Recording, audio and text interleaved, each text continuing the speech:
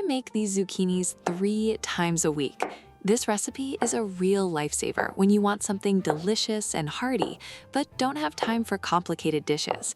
They turn out tender on the inside and crispy on the outside. Absolutely delicious. Welcome to my channel.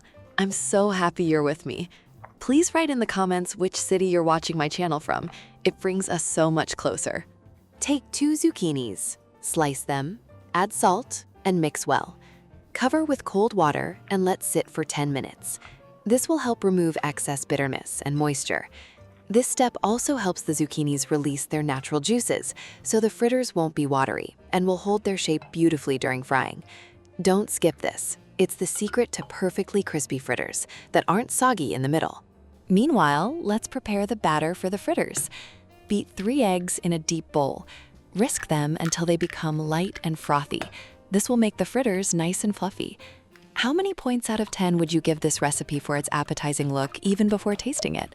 Write your scores in the comments. Your feedback really helps me create more delicious recipes for you. Add salt and black pepper. These simple seasonings bring out the natural flavors of the eggs and make the batter taste amazing. Subscribe so you don't miss new videos. There are so many delicious recipes ahead. Pour in 300 milliliters of milk and mix well. Using warm milk will help the batter come together more smoothly and give you a lighter, fluffier texture. And if you don't have milk, you can use water or even plain yogurt. It will still work beautifully. Then add 1 cup of flour and a teaspoon of baking powder. Knead the batter until smooth. Make sure not to overmix. Just stir until combined, or the fritters might turn out a bit tough. The batter should be thick, but still pourable, similar to the consistency of thick pancake batter. If it feels too thick, add a splash more milk until it reaches the right texture. Let the batter rest for 5–10 minutes while the zucchinis are soaking. This gives the gluten time to relax and makes the fritters even more tender.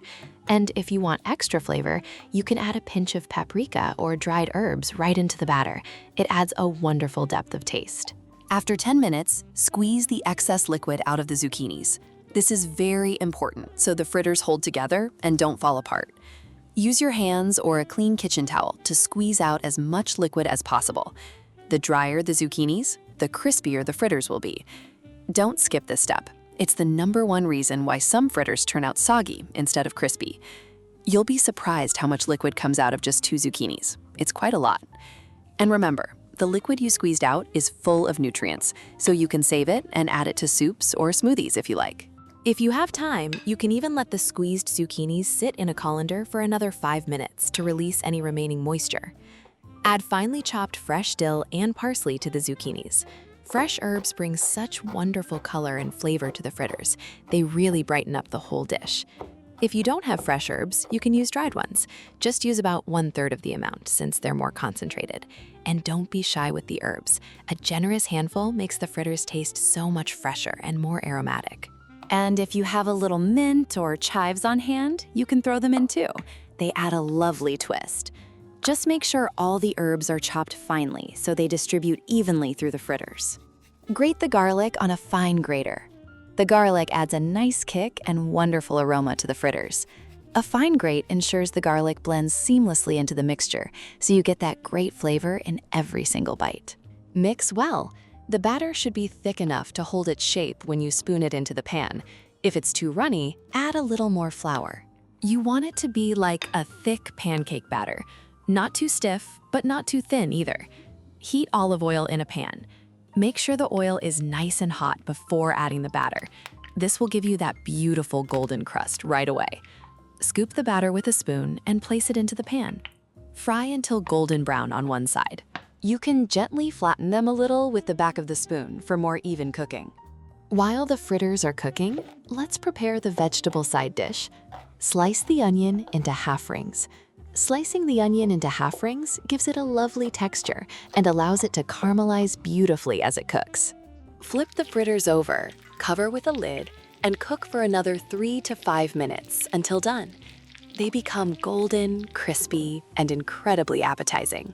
Heat olive oil in a pan and sauté the onion cut into half rings until golden. The half rings will soften and become beautifully translucent, releasing their natural sweetness into the oil. Make sure to stir them occasionally so they cook evenly and don't burn. Add finely chopped red bell pepper and sauté for 3 minutes.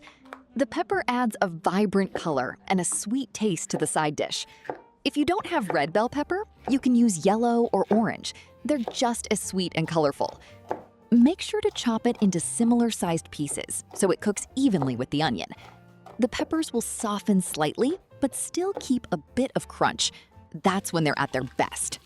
The color of the peppers becomes even more vibrant as they cook, making the dish look absolutely stunning. And if you want a little extra sweetness, you can add a pinch of sugar to help them caramelize even more. Add 3 stalks of celery, chopped into small pieces. Celery adds such a wonderful freshness and a subtle herbal note that balances the sweetness of the peppers perfectly. Chop it into small, even pieces so it cooks quickly and blends beautifully with the other vegetables. If you're not a fan of celery, you can substitute with zucchini or even green beans.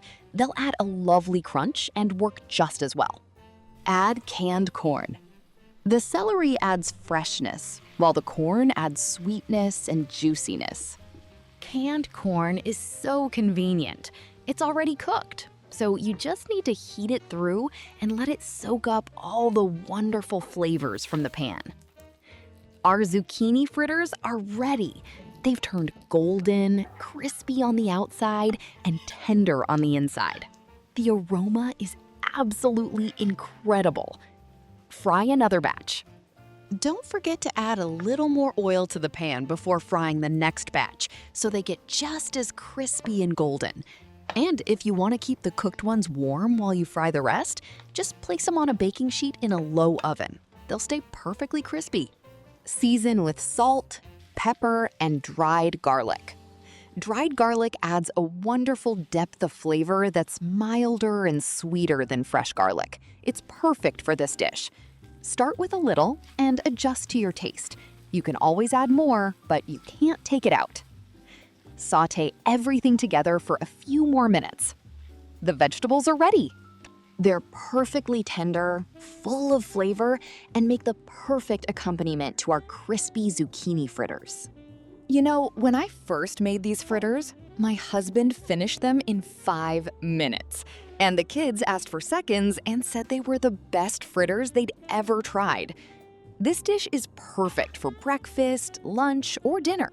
It's quick to make with simple ingredients, yet it looks like a restaurant-quality meal. Friends, I'm really looking forward to your scores and answers to my questions, and don't forget to hit the thanks button under the video. Until next time, delicious and cozy. Enjoy your meal, my dear viewers.